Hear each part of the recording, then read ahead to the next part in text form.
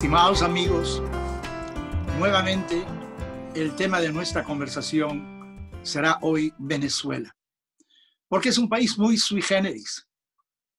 Después de décadas de crecimiento, de democracia, de libertad, donde se multiplicaron las universidades, las grandes empresas de la nación, carreteras, incluyendo también un metro muy moderno que se hizo en la ciudad de Caracas, los últimos 20 años, lamentablemente, han visto un retroceso, de tal manera que en la actualidad, solamente para calificarlo nuevamente, hay un éxodo enorme de venezolanos que se han ido del país y en lugar de ser como lo fue, y ya lo hemos mencionado, durante décadas, un punto de ida, de inmigración para muchas personas de diferentes países de Europa, de la América Latina. Hoy en día es al revés. Venezolanos se van del país. ¿Por qué? Porque no consiguen el sustento diario. Creo que hay entre 5 y 6 millones de personas que se han ido de Venezuela. Un éxodo extraordinario. Pero eso no está bien dicho realmente. Miren, uno va a la oficina de un dentista. ¿Y por qué está uno en la oficina del dentista? Generalmente porque tiene un dolor de muelas. Puede ser otra razón. Cada quien tiene cierto grado de dolor de muelas. ¿Se puede acaso sumar el dolor de cada una de las personas que está sufriendo en ese momento? Cada uno sufre lo suyo. Por lo tanto, creo que a veces nos equivocamos cuando ponemos a todas las personas en la misma cesta. Se fueron 5 millones, 6 millones, pero cada uno es un mundo en sí. Cada uno tiene su propia historia, su propia experiencia, que probablemente es diferente a la de muchos otros. Pueden haber cosas en común, pero sin embargo, cada uno de nosotros es un mundo en sí mismo. Así que hoy tenemos la gran fortuna de tener con nosotros a Ariel Segal. Él es un catedrático. Él está residenciado en Lima, Perú, pero fue a visitar a su mamá y se quedó en Miami sin poder regresar a Lima, que es donde reside, hasta que la pandemia permita nuevamente vuelos para regresar a Lima, Perú. Se encuentra con nosotros Adrián Lieberman, un psicólogo muy exitoso en Venezuela, pero que actualmente está residenciado en Miami. También tenemos a Isaac Naón, que fue en su tiempo el director de nuestro semanario de la comunidad judía, nació en Venezuela, pero ahora está enseñando en una universidad en Canadá, que es donde reside. Y también tenemos a Johnny Davidescu. Me imagino que probablemente oficié su bar mitzvah, debe haber sido, no tenía más remedio. Venezolano, pero en este momento se encuentra residenciado en Bogotá, Colombia. Así que a todos ustedes quisiera agradecerles muchísimo por tomar de su tiempo y compartir sus experiencias con nuestra audiencia. Yo quisiera preguntarte a ti, Ariel Segal. Tú te encuentras en Lima, Perú, pero creo que tú saliste de Venezuela ya hace muchos años. Dinos, ¿por qué saliste de Venezuela? Sí, en realidad yo salí antes de que llegara el Chávez al poder. Salí porque recibí una beca para estudiar en Filadelfia, en mi máster en estudios judaicos y Medio Oriente. Y luego apliqué a otra beca de doctorado y recibí en la Universidad de Miami, donde me encuentro en este momento, la beca de doctorado también. La primera fue máster, la segunda fue doctorado en antropología e historia. De ahí fui a Perú para hacer mi investigación sobre descendientes de judíos en el Amazonas peruano, lugar donde me enteré que su padre, del rabino Brenner, viajó en algún momento, porque era rabino en Lima, a oficiar y hacer una Brit Milá, una circuncisión en Iquitos, en la ciudad de Iquitos, y escribí un libro que se llama Use of the Amazon, está en inglés, lo estoy terminando de traducir. Y bueno, finalmente hice Aliyah, emigré a Israel, docencia, me dedico a análisis internacional, enseño en una universidad, en dos universidades, tengo una columna periodística y bueno, me va bien allá y por eso por el momento estamos allá con familia. Dime, ¿todavía tienes nostalgia por Venezuela, por Caracas? ¿Tienes parientes en Venezuela? Sí, sí, todavía. Yo, en realidad, es una cosa curiosa. Yo no supe apreciar tanto a Venezuela mientras vivía allá. Y a medida que haya pasado el tiempo y iba de visita, o luego, hasta hace 4 o 5 años, me invitaba una ONG que se encuentra en Venezuela, que se llama la Fundación Ana Frank, fundada por una maravillosa persona y mejor profesional, en paz descanse, filósofa Marianne Cohn Becker.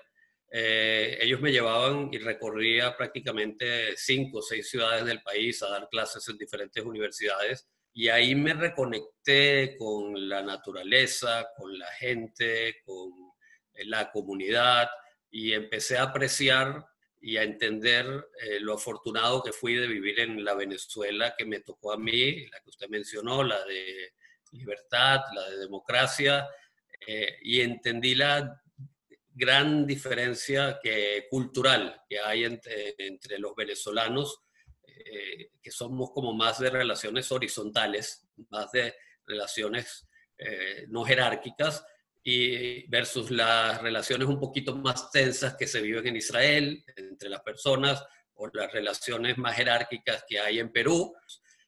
Y eso me ha ido cada vez más volviendo a añorar a Venezuela y tener, sí, mucha nostalgia. Mira, Ariel, tú tienes una historia familiar muy importante en Venezuela. Tu querida madre, que está ahora residenciada en Miami, ella es una de las intelectuales más prominentes que hay en Venezuela. Escribe semanalmente en El Nacional, ha escrito libros. Y desde luego tu abuelo, que fue un personaje sumamente pintoresco en la comunidad judía venezolana. Así que tus raíces venezolanas son sumamente profundas. Dime, ¿tú te has integrado a la comunidad judía en Lima, Perú, donde vives ahora? ¿Te aceptan? ¿Es fácil integrarse? Sí, no, me aceptan. Yo diría que más me di a conocer más desde fuera que desde dentro, porque por ser analista internacional, aparecer en programas de televisión, ser analista de una radio que hay allá, la más escuchada para noticias, radioprogramas del Perú, en la comunidad me fueron conociendo y me comenzaron a invitar al colegio, a dar diferentes charlas, a conferencias. Sí, sí, es relativamente fácil integrarse, pero hay una diferencia que a veces viene por un hecho muy básico, que es la cantidad de miembros que tiene la comunidad. La de Lima son aproximadamente 3.000, no más de 4.000 personas. La de Venezuela, de la época en que nosotros vivíamos allá, creo que éramos más de 20.000, no sé la cifra exacta. A veces se hablaba de que casi 25.000. Probablemente por el tamaño de la comunidad y probablemente por la sapiencia de los fundadores de la comunidad, de crear un club común para los sefarditas y los ashkenazitas, de crear un colegio común para personas que venían también de ascendencia sefardita o ashkenazita, nos hacía sentir más integrados, más unidos. En Perú yo noto, generalmente las comunidades de cualquier tipo, las minorías, se parecen a la sociedad en su generalidad. En Perú yo noto un cierto distanciamiento de la comunidad con el entorno peruano, de afuera, cosa que en Venezuela no se sentía tanto, como la había en Caracas, específicamente en Venezuela. Bueno, creo que en Venezuela teníamos un ambiente tropical que también se reflejaba en la sociedad muy abierta, casi inexistente realmente, odios raciales o algo por el estilo, mientras que el sur del continente es un poco diferente. No es como Venezuela, pero de todas maneras hay muchas cosas en común.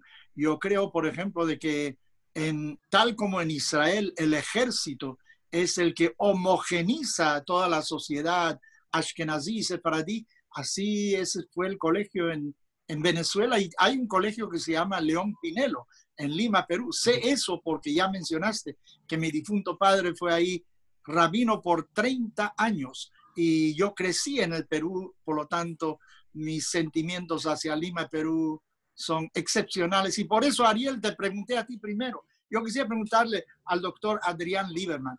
Usted vino del sur del continente a Venezuela, pero usted se radicó en Venezuela durante muchos años. Dígame, ¿pudo usted integrarse a la comunidad judía venezolana, a la sociedad en general en Venezuela? ¿Le fue difícil? ¿Cómo fue eso, doctor Lieberman? Bueno, la emigración hacia Venezuela fue una bendición. Fue producto de un hecho forzoso que era la dictadura fascista en el Uruguay en el año 75 y encontré en Venezuela una facilidad extraordinaria y una capacidad de bienvenida que me enriquecieron en todos los aspectos de mi vida. Integrarse, hacer de amigos, hacer de vínculos inoxidables, como yo los llamo a través del tiempo, resultó ser sumamente fácil, al punto que se mantienen hoy en día con una buena cantidad de excompañeros de bachillerato en el colegio comunitario. Y si todo estaba tan bien en Venezuela, ¿por qué se fue? Emigré en primer lugar porque mi esposa y mi hijo decidieron emigrar a Estados Unidos. Yo creí inicialmente que iba a poder soportar esa separación y no fue así. Entonces decidimos reunirnos nuevamente aquí en Estados Unidos. Y luego porque hay un deterioro inocultable en todos los aspectos de la vida, de la existencia en Venezuela, que hacían que a la larga o a la corta la posibilidad de permanecer allí y mantener una vida en libertad principalmente y en dignidad se iba a convertir en algo totalmente imposible. ¿Y cuánto tiempo ya tiene en Miami, doctor Lieberman? 4 años. ¿Y se ha podido integrar aquí en Miami? ¿Cómo encuentra el ambiente en Miami para un latino? El ambiente aquí en Miami va a depender de las iniciativas que cada latino tomen a abrazar este país y particularmente Miami, que es multicultural y que está conformado por una cantidad de comunidades diversas. La experiencia venezolana me ha servido mucho para eso, justamente, para tener el bagaje, para tener las herramientas, para para acercarme o hacerse acercar a otras personas dentro de las diferencias que existen en cada una de las comunidades. Pero en términos generales, diría que ha sido muy, muy fácil. ¿Puede ejercer su profesión en Miami? Aún no, estoy en un largo proceso, estoy, digamos, en esa carrera de resistencia que significa poder validar los conocimientos que uno trae para el ejercicio profesional. ¿Usted domina el inglés? A un nivel instrumental, sí, me gustaría dominarlo más. Mi hijo me supera enormemente en ese aspecto, en muchos otros también. Bueno, mira, dice el Talmud de que hay dos personas que no son celosas, el profesor de su alumno y el padre de su hijo. Así que debe estar muy contento de que su hijo está progresando. Por último, quisiera preguntarle, usted de alguna manera, si hubiera un cambio en Venezuela, un cambio por el bien, si se reorganizara la sociedad y fuese libre, separación de poderes, yo qué sé qué, ¿usted de alguna manera pensaría en regresar a Venezuela? Es que el problema en Venezuela no es un problema político nada más. Es decir, ojalá la libertad, la dignidad y la separación de poderes volviesen. El drama en Venezuela es existencial y ha dejado tan profundas huellas y daños en el alma del venezolano que los cambios deseables van a tardar generaciones en volver. Entonces, no depende solamente de un problema de cambio de gobernantes o de reglas de juego. Tiene que ver con la manera en que la gente se posiciona frente a la vida. No creo que eso ocurra en el corto plazo, no creo que yo lo llegue a ver en vida y no creo que mi hijo tampoco llegue a ver algo así. Así que la respuesta, lamentablemente, es creo que no. Bueno, doctor Lieberman, necesitamos una visión un poquito más optimista de lo que usted nos está diciendo ahora sobre Venezuela. Así que voy a preguntarle a mi amigo Isaac Naón, quien escribía y dirigía el Nuevo Mundo Israelita, donde me permitían de vez en cuando escribir unas cuantas líneas, pero que ahora se encuentra en Canadá. Díganos, ¿qué tal se ambientó en Canadá? Debo aclarar algo, yo no nací en Venezuela, como muchos judíos sefardíes de Marruecos. Yo emigré con mis padres en el año 68 a Caracas, donde ya teníamos familia establecida y había ya una comunidad. ¿Qué edad tenías en el 68? 6 años nada más. Y claro, o sea, me crié en Venezuela, fui a la escuela, estudié en la universidad, así que por supuesto que me considero venezolano en ese sentido. Canadá, pues, ha sido un país muy abierto, es un país muy abierto a la inmigración, como sabemos, y el mundo académico también es muy abierto. Eso es una gran diferencia, por ejemplo, que he encontrado entre Canadá y Europa, donde alguien como yo, que no es canadiense, que habla tanto francés como inglés con acento, puede llegar a trabajar a una universidad, tener un puesto de profesor, integrarse en el mundo académico. Así que para nosotros, a pesar del invierno, que es extremadamente duro, como saben, creo que ha sido una muy buena experiencia, tanto desde el punto de vista personal como profesional. Sí. ¿Has logrado integrarte a la comunidad judía? ¿En qué ciudad de Canadá te encuentras? Yo vivo en la capital, en Ottawa, y aquí hay una comunidad judía mayormente ashkenazí, de unos 10,000 judíos, pero tenemos una pequeña asociación sefardí, de la cual soy vicepresidente, y ya llevo integrado a la asociación desde que llegué, prácticamente hace 13 años, y mantenemos nuestras costumbres, nuestros servicios, nuestros ritos, y con el apoyo de la Federación Judía, o sea, con el apoyo sobre todo de nuestros hermanos ashkenazí. Sí, es una comunidad obviamente diferente a la de Venezuela, un poco lo que decía Ariel, ¿no? Yo creo que las relaciones humanas son a veces un poco más distantes, más frías, pero a pesar de eso sí he encontrado un núcleo de correligionarios con los que hemos podido trabajar y mantener nuestras costumbres. Dime, ¿y por qué te fuiste de Venezuela? Bueno, yo me fui en el año 2000, ya un año después de la elección de Chávez. Me fui simplemente porque para esa época yo trabajaba para una empresa.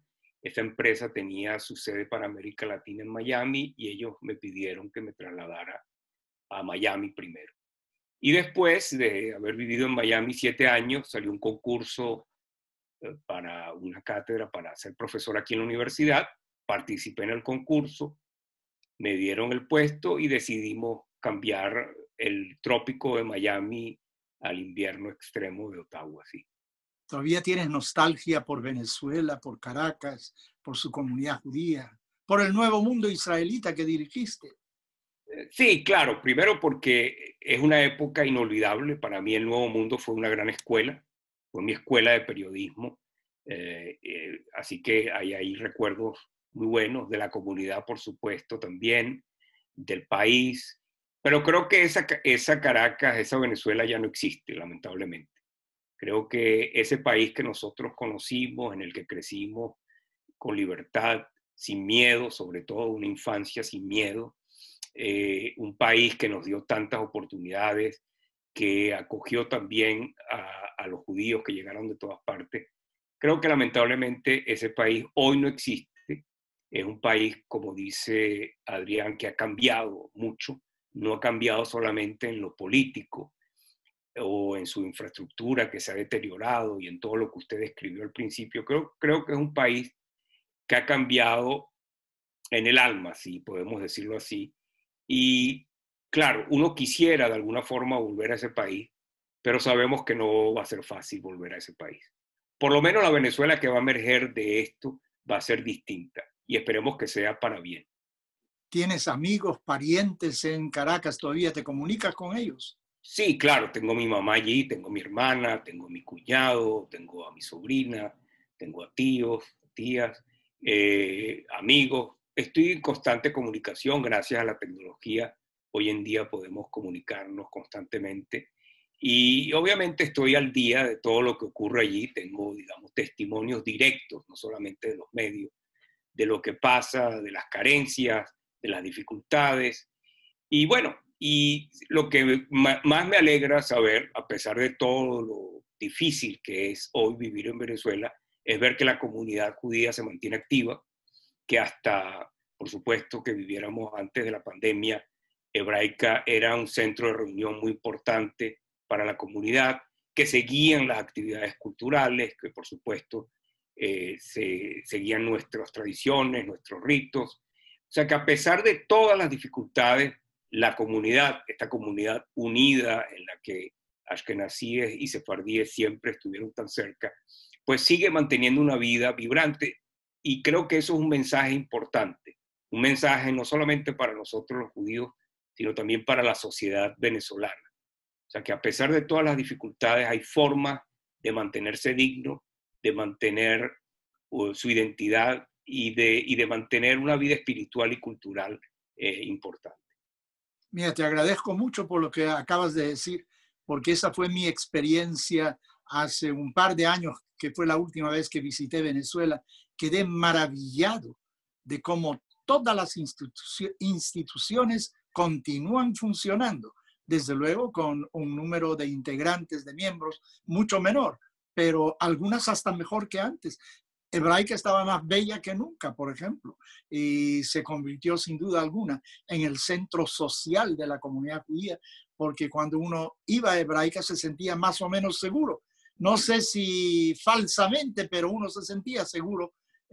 Había muchas medidas, desde luego, para asegurar la integridad de los miembros que visitaban Hebraica, pero el mundo en Venezuela ha cambiado, como dices. Lamento que no tengas una visión un poquito más optimista sobre el futuro, pero a lo mejor es la realista y tenemos que atenernos a eso. Johnny Davidescu, que probablemente dije estuve en la bar mitzvah, en tu bar mitzvah, y corrígeme, si no estuve, pues vamos a hacerla de nuevo. Tú te encuentras ahora en Colombia. ¿Hace cuánto tiempo que estás en Colombia? Rabino, en primer lugar estuvo mi bar mitzvah y estuvo mi matrimonio. Wow. Estoy en Colombia desde el año 2014. Yo sí, desde hace poco más de 10 años estaba valorando con mi familia la posibilidad de salir de Venezuela. Como a todos nos impactó mucho la descomposición que tenía el país, el tema de los valores estaba seriamente afectándose y el tema de la seguridad fue siempre un tema que nos preocupó. Y en el año 2013 tuvimos una experiencia con mi hija en términos de seguridad. Ella sufrió lo que los venezolanos llamamos el secuestro express y digamos que ese evento impactó mucho en mi núcleo familiar y ahí tomamos la decisión que era hora de buscar una alternativa. Estuve buscando alternativas laborales en varios países del mundo y se dio una oportunidad para trabajar aquí desde Colombia y decidimos asumirla y nos vinimos con mi hijo para acá. Mi hijo estaba en el último año del bachillerato, entrando al último año de bachillerato, así que le tocó entrar a ese último año aquí en Colombia, en el Colegio Colombo Hebreo.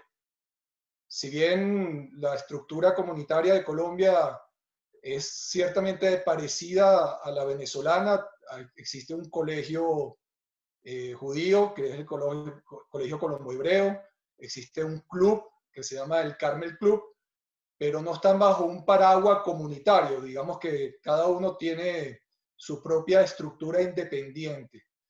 Pero el hecho que nuestro hijo pudiera entrar en ese último año en el colegio judío aquí en Bogotá, nos facilitó muchísimo a mi esposa y a mí el podernos integrar en la comunidad. Fuimos muy bien recibidos, la verdad que nos dieron todo el apoyo en que nos sintiéramos como en casa y estamos muy agradecidos con la comunidad judía y con el pueblo colombiano. Han sido realmente abiertos y han tenido un gran corazón hacia los migrantes venezolanos. ¿Mantienes algunos lazos con amigos? ¿Tienes familia en Venezuela? Tengo familia, Rabino, y amistades. Mi padre sigue viviendo en Venezuela. Tengo un hermano que vive en Venezuela. Tengo primos, cuñados, sobrinos. Tenemos todavía una parte importante de la familia allá. Hasta hace unos meses, con frecuencia visitábamos Venezuela para poder compartir con ellos. Realmente en los últimos meses, ante el aislamiento del país, ha sido cada vez más difícil poder compartir. Uno puede imaginarse también la suerte de aquellos que salieron de Venezuela, que no tenían profesión, que no tenían recursos realmente y que estaban pasando hambre y que se fueron a pie realmente a Colombia y de ahí a Ecuador, al Perú. Yo imagino de que tú no fuiste a pie a Colombia, fuiste en avión. De tal manera que yo estoy hablando ahora con un grupo de personas que tenían ciertos recursos económicos, profesiones, familia, y que al emigrar a otro país venían ya con cierto bagaje de seguridad, con familia íntegra. Pero uno puede imaginarse las dificultades de aquellos que andando, caminando, fueron de Venezuela a otro lugar donde eran rechazados, algunos tenían que dormir en la calle bajo circunstancias sumamente adversas. Sin embargo, yo creo que la mayoría de nosotros todavía tenemos extraordinaria nostalgia por Caracas, por Venezuela, y aunque ya varios nos han dicho de que no es la misma Venezuela de antes, yo no sé, puede ser por ser más joven que todos ustedes, yo soy más optimista. Yo creo que de alguna manera la naturaleza venezolana del venezolano no ha cambiado tanto. Hay ciertos grupos que sí han cambiado, pero yo creo que la mayoría sigue siendo tolerante, amable, abierta todavía, aún bajo estas circunstancias. Pero claro, en el presente nos encontramos con un encerramiento para personas que viven de día a día. Dime, si hubiera un cambio en Venezuela hacia lo que parecido a lo que era antes, si es que eso es posible, ¿pensarías en regresar, John?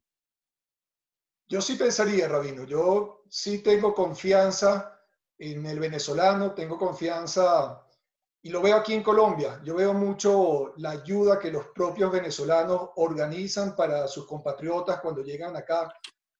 Siento que hay un lazo de cariño, de fraternidad, de cuidar el uno por el otro.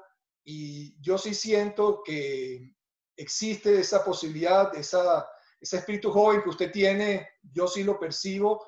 Yo no quiero ser muy optimista en ese sentido, pero sí creo que hay una semilla que está ahí y que si se riega, si se apoya, puede crecer como un gran árbol. Y sí creo que Venezuela puede ser una alternativa si hay un cambio. Y percibo que hay muchos venezolanos en el exterior que también lo ven así y quisieran ser parte de ese cambio que se dé en el país. Quisiera ser parte de ese cambio. Extraordinaria frase. Dime, ¿tú tienes alguna relación emotiva con Israel ahora que el pueblo judío ha regresado a Israel?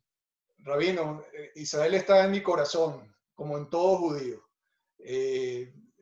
Sueño con Israel, vivo Israel. La siento como mi propio país, es mi pueblo y no puede ser de otra forma para mí. Así que tengo ¿Has visitado Israel? ¿Has estado en Israel? He estado varias veces, Rabino, y Varias veces. La última vez que estuve fui justamente hace 2 años y cada vez que uno va repite el cuento de mira cómo ha avanzado el país y realmente tiene un cambio muy importante. Hoy en día Israel es realmente un país desarrollado, un país líder mundial en muchos aspectos y la patria para todos los judíos. Bueno, doctor Segal, déjame regresar con usted porque usted es un pensador libre, etcétera. Díganos algo sobre Israel, que quisiera solo apuntar de que alguien una vez hizo una definición. ¿Qué es hogar? ¿Qué es casa? Bueno, ese es un lugar donde no te pueden cerrar las puertas. Casa es un lugar donde siempre puedes regresar. Y yo creo que Israel tiene algo que se llama Chok HaShavut, la ley del retorno, que dice que cada judío tiene la opción de ir a Israel y no le pueden cerrar las puertas. No solo eso, sino después de un tiempo muy corto, algo así como 6 meses, puede adquirir ciudadanía, que generalmente toma 3, 5 años en cualquier país. O sea que ese de alguna manera es un hogar judío. ¿Tú sientes algo por eso, doctor Segal? Yo soy de los que llegó a Israel y recibí la ayuda inmediata del gobierno por ser un inmigrante nuevo. O sea, lo experimenté, lo viví. Y obviamente estoy muy agradecido que en los primeros meses, cuando uno todavía tiene que buscar mucho trabajo, tiene que mejorar el hebreo, y es un proceso de adaptación bastante fuerte, haya algún tipo de ayuda económica y social que permita tener un colchón de tiempo para luego arreglárselos por uno mismo. Y desde ese punto de vista, me parece maravilloso que haya un Estado que con los judíos al menos nos reconozca como ciudadanos automáticos a través de esa ley del retorno, Chok HaShavut, en la cual se parte de que cada judío que emigra a Israel no es que está haciendo una inmigración como a cualquier parte del mundo, sino que está retornando a su casa ancestral. Esa parte lo valoro, y de Israel también. Bueno, yo en este momento, cuando mi documentación con la que yo viajo por el mundo, etcétera, es la israelí. Yo viajo, a mí el pasaporte venezolano se me venció hace mucho, y desde el punto de vista, digamos, legal, oficial, yo estoy en Perú como residente peruano israelí y viajo con mi pasaporte israelí. Entonces, me siento parte de la sociedad israelí, sí, igual que me siento parte de la sociedad venezolana. A las dos les tengo mucha nostalgia, las añoro mucho, pero la única distinción que yo hago, y usted me conoce hace muchísimos años, Rabino, es que hay que saber diferenciar lo que es el Estado de Israel, que ahí es incuestionable nuestro amor, nuestra incondicionalidad, etcétera, con ciertos gobiernos de turno en el Estado de Israel, que yo obviamente no me identifico con algunos de ellos, incluyendo el actual, y las políticas que ellos hacen. Pero eso es normal cuando uno está hablando de la casa. Uno, cuando está hablando de su casa, puede estar en desacuerdo con el que manda en la casa, ¿no? Es parte de esa normalidad de pertenecer, de ese sentimiento de pertenencia. Igual que no me voy a dejar de sentir venezolano porque el chavismo le haya hecho tanto daño al país. Bueno, doctor Segal, estoy seguro que no quiere hacer una identidad entre el chavismo y el gobierno de Israel. No me refería a eso. No. Doctor Lieberman, usted vino del sur del continente. En la comunidad judía uruguaya hay esos mismos sentimientos hacia Israel que nosotros encontramos en la comunidad judía venezolana, donde se respira Israel a todo momento. No quiero mencionar todas las reglas que teníamos, que si uno no ayudaba al Estado de Israel, uno ni siquiera podía morirse en un cementerio, ser guardado en un cementerio judío, venezolano. Todo era Israel a todo momento. Había esa relación también en la comunidad judía uruguaya. La verdad es que no sabría decirle si había o no, porque mi mayor experiencia vital fue dentro de la comunidad judía venezolana, donde aprendí toda la valoración y todo el lugar central que Israel ocupa en la vida y en el pensar judío. Así que realmente en ese sentido soy mucho más venezolano que uruguayo y me siento que fui mucho más afortunado por haber emigrado a temprana edad a Venezuela y no haber permanecido en Uruguay y haber vivido otra perspectiva. Pero aprendí a valorar, a interesarme, a querer a Israel en el seno de la comunidad venezolana, y eso es una gratitud que no se puede borrar. Bueno, yo creo que tenemos que tenerlo presente, de que algún judío venezolano que quiere salir de Venezuela y no obtiene una visa para ir a los Estados Unidos o ir a Canadá o ir a España, aunque últimamente creo que todos los judíos ashkenazim y una gran parte de la comunidad no judía venezolana de repente son descendientes de los marranos, porque España le está dando ciudadanía, pasaportes españoles a aquellos que fueron expulsados, forzados a salir de España, pero siempre existe para nosotros la posibilidad de ir a Israel. Isaac Naón, tú estás ahora en Canadá. ¿Cuáles son tus sentimientos hacia Israel? ¿Siguen tan cercanos como cuando estabas en Venezuela? Sí, claro, claro, como todos mis compañeros que hablaron, quienes nos educamos y formamos en Venezuela, obviamente crecimos con un gran sentimiento sionista, con un gran sentimiento de amor y de apoyo a Israel, independientemente de sus gobiernos o independientemente de las circunstancias políticas. La idea de un hogar nacional judío, de un Estado judío, fue para nosotros siempre fundamental. Y obviamente yo creo que eso ha crecido con los años. Y por una razón, en mi caso, en el medio universitario, sobre todo en Norteamérica, hay un movimiento muy anti-israelí activo que promueve la semana contra el apartheid en Israel, lo que ellos llaman el apartheid en Israel.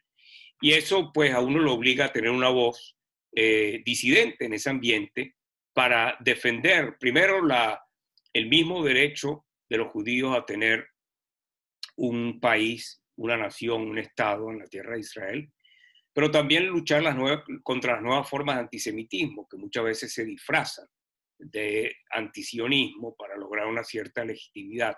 Y ahí pues sí hay un combate, si se quiere, también ya desde el punto de vista intelectual, desde el punto de vista del esclarecimiento, que he tratado de llevar adelante aquí en el medio universitario y en otros medios, donde lamentablemente últimamente se ha expresado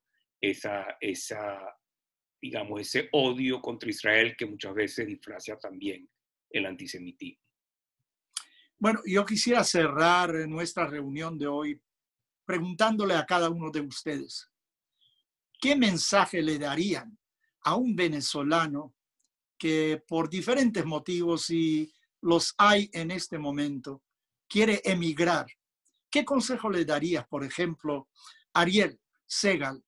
¿Qué debería hacer esa persona que va a emigrar? ¿Cómo puede prepararse para emigrar a otro país? ¿Hay algo en particular que crees que es esencial para que pueda tomar ese paso?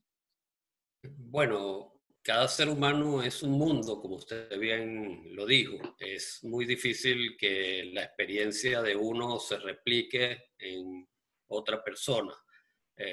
Sin embargo, obviamente, cuando uno decide emigrar hacia otro lugar, tiene que ir con mucha conciencia de que nadie lo está recibiendo con los brazos abiertos, de que va a ser un proceso largo de adaptación, de que va a tener que esforzarse mucho más que en el país del cual se está marchando para poder progresar. Entonces, sí, y bueno, y va a aprender, pero tiene que tener en la mente que es una cuestión de mediano plazo, poder empezar a disfrutar aquello que siente que perdió en su país original. En el caso de Venezuela, la libertad, la dignidad, ciertas estatus económico que le hizo padecer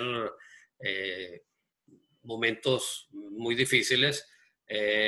Y con respecto, lo único que quiero agregar con respecto a lo que varios de mis amigos acá han dicho sobre el que no creen que Venezuela cambie profundamente como sociedad, aunque se vayan los malos dirigentes que en este momento la están destruyendo, más que construyendo a esa Venezuela. No olvidemos también que en la Torá, en el Pentateuco, está la historia del éxodo de Egipto y 40 años en el desierto. ¿Y por qué 40 años en el desierto? Porque la generación que conoció la esclavitud no estaba capacitada para refundar un hogar judío en la tierra prometida. Entonces probablemente Venezuela también necesita sus 40 años en el desierto. Pero lo bueno de lo malo que estoy diciendo es que cada vez más los tiempos se reducen por la tecnología, por la globalización, etc. Entonces, lo que antes quizás se necesitaba 40 años, quizás hoy se necesita 20, 15. Quiero pensar quiero soñar con que sea muchísimo menos tiempo para que Venezuela pueda volver a ser un país con libertad, con democracia, con dignidad y con solidaridad entre su pueblo. Gracias por esa nota de optimismo. Doctor Lieberman, ¿cuál debe de ser la actitud mental de una persona cuando va a salir de Venezuela, decide irse del país? ¿Qué le aconsejaría? Bueno, yo iniciaría haciéndole saber que la inmigración comienza mucho antes de traspasar la frontera. Es un proceso de duelo y de cambio permanente que se inicia al momento en que ya uno fantasea con irse y que va a permanecer con uno un largo tiempo. Que es importante no juzgar al que se va como no juzgar al que se queda, porque a veces puede ser una forma muy sencilla de simplificar algo que es una decisión generalmente dolorosa y que va a ser una carrera de resistencia en la cual, por un lado, habrá que irse despidiendo de lo dejado atrás del pasado para empezar un proceso activo de abrazar el país de acogida. Y este proceso va a tener vaivenes, va a tener subidas y bajadas, pero en general es largo y está lleno de emociones encontradas. Darle lugar a lo que se siente, poder hablarlas, poder encontrar interlocutores con quien compartirlas, esa comunidad de la que usted hablaba insistentemente, que yo estoy de acuerdo, ayuda y ayuda mucho a encontrar con quienes poder compartir las vivencias y compartir tanto los deseos como los temores, es sumamente necesario. Una de las cosas fabulosas que tiene el venezolano es su capacidad de nuclearse, de juntarse. Y hay tantos venezolanos en este momento en tantos países que uno ni siquiera se iba a imaginar que iba a poder encontrarse con un compatriota allí, que poder buscarlos para poder sentirse de alguna manera conectado y poder hacer puentes con el país de acogida es sumamente importante. En dos palabras, no quedarse solo, buscar con quienes compartir el proceso que toda inmigración supone. Y afortunadamente hay compatriotas dispuestos a abrazarlo a uno a cambio de casi nada. Johnny, ¿qué dices tú? ¿Cómo debería uno prepararse para salir si decide salir? ¿Es fácil decidir salir de Venezuela? No es fácil, Rabino. O sea, esa decisión es difícil, compleja y lleva tiempo. Pero yo diría que en el núcleo familiar nuestra experiencia fue que nos enfocamos en una actitud mental y proactiva en tratar que las cosas funcionen, en ver lo positivo de lo que nos estaba ocurriendo versus lo que estábamos perdiendo. Queríamos y nos pusimos siempre el ejemplo de ver el vaso medio lleno y no medio vacío. Tratar de disfrutar y valorar aquello que estábamos obteniendo y que no podíamos tener donde estábamos. Hablamos mucho en mi núcleo familiar sobre la experiencia de mis abuelos, por lo menos cuando salieron de Europa y de Rusia, o la experiencia de mis suegros cuando salieron de Egipto, que fueron experiencias quizás mucho más difíciles de las que nosotros tuvimos. Sin embargo, ellos con una actitud positiva, con una actitud de trabajo, de esfuerzo, pudieron superar todo eso. Y para nosotros fue un ejemplo. Y tratamos desde el día número 1 de llevar una actitud positiva, de ver que las cosas pueden traerte recompensas y que tratemos de ver, como dije antes, el vaso medio lleno y no medio vacío. Profesor Nahón, vamos a cerrar con usted. Díganos qué consejo le daría a alguien que quiere decidir y le falta un empujoncito para tomar esa decisión y salir de Venezuela. ¿Qué consejo le daría? Bueno, no es fácil aconsejar. Yo creo que ya mis amigos todos lo dijeron. Cada experiencia es particular. Si hay algo que yo le podría decir, después de haber emigrado por lo menos 3 veces ya en mi vida, primero de Marruecos a Venezuela, después de Venezuela a Miami, después de Miami a Canadá, es que yo creo que uno tiene que ajustar sus expectativas. Obviamente, yo creo que uno tiene que ser en ese sentido muy realista.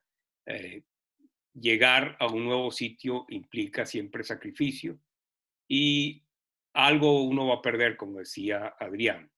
Pero yo creo que si uno tiene eso claro, que no puede venir, digamos, con las expectativas que alguna vez tuvo en su país de origen, en Venezuela, donde por lo menos en los buenos tiempos pues, se vivía mejor y tenía acceso a una cantidad de cosas, tiene que entender que las circunstancias van a ser distintas y tiene que aceptar eso. Yo creo que muchas veces la frustración viene de tener unas expectativas muy altas que la mayoría de las veces no se van a cumplir, simplemente porque estamos viviendo en otra sociedad, porque muchas veces tenemos que empezar prácticamente de cero. Hay personas que le ha tocado así. Yo sé que para muchos de nosotros no es necesariamente el caso. Y hay que saber que uno está en un proceso de aprendizaje y que de alguna manera tiene que estar con los oídos muy abiertos, con los ojos muy abiertos para aprender del entorno en el que está viviendo. O sea, uno tiene que empaparse de la cultura, obviamente si le toca aprender un idioma nuevo también, pero sobre todo tiene que entender ese ambiente en el que está viviendo, donde las relaciones humanas a veces son distintas, donde las expectativas de los otros también son un poco distintas, donde a veces los procedimientos son diferentes. Así que yo creo que se trata de eso, de tener expectativas realistas, de no quedarse simplemente en los sueños y de saber que uno va a estar en un proceso de aprendizaje que va a llevar tiempo, pero también creo, como Johnny lo dice, con la idea de que al final uno va a mejorar su vida y va a mejorar la vida de su familia. Creo haberlo leído en algún momento, algo que decía más o menos lo siguiente. ¿Por qué sale uno de vacaciones?